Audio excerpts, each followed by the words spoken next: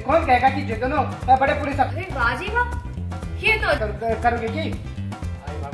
हारने के लिए तैयार हो जाओ जाके। ठीक है, नहीं ठीक है। ओए बाबू, ये तो जबरदस्ती है। रानी को बनाएंगे जो जीते।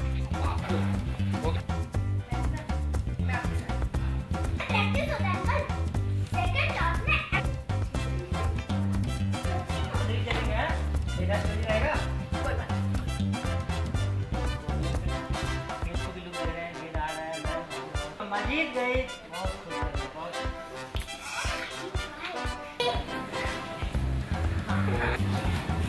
ये अच्छा है। आगे पास में जाओ। चलो हारने के लिए फिर से तैयार हो जाओ जाके। वेट देखना, ये क्या दिन थोड़ा और आगे जाती तो। बिल्कुल सही बेटा। सच्ची मम्मा? मुच्ची।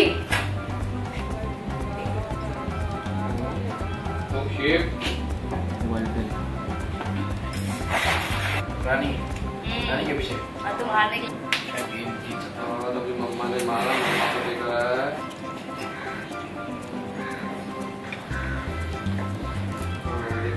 एक्चुअली कैरम इसलिए खेला रहा है, उसके पीछे एक्चुअली एक बैक स्टोरी है क्यों खेला जा रहा है।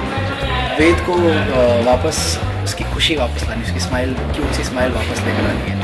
तो बेचारा ही इज़ अपसेट के सूरज जी हार गए हैं अपना पहला मैच, तो उसकी वजह से उसे एक सीख देने के लिए, और एक अलग तरीका है सीख देने का कि पहली बार ज़रूरी नहीं है कि पहली मैच में आप हमेशा जीत जाओ, उससे आप अपनी गलतियों से सीखते हो और आप दूसरी मैच में जब जाओ, दूसरा टेस्ट जो होता है आपकी लाइफ का, उसमें आप शायद जीत जाओ उस गलती को सीख कर।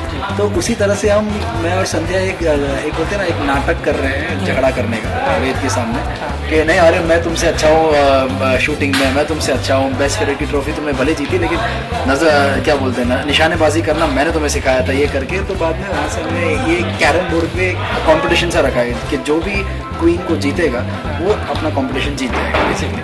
सो ये हमने एक छोटा सा एक गेम खेला ताकि उसमें वेद देखे, और पहले अटेम्प्ट में संध्या नहीं कर पाती है अपने टास्क को पूरा, दूसरा जो अटेम्प्ट होता है उसमें वो जीत जाती है। तो तब जाके वो वेद अपने आप से ही बोलता है, अरे मैं जब बोलता अरे वेद ऐसे कैसे जीता है, जीती तो नहीं संध्या, पहली बार तो हार गई थी। तो नहीं, पहली बार तो प्रैक्टिस थी, दूसरी बार में एक्चुअल टेस्ट था और वो जीत गई।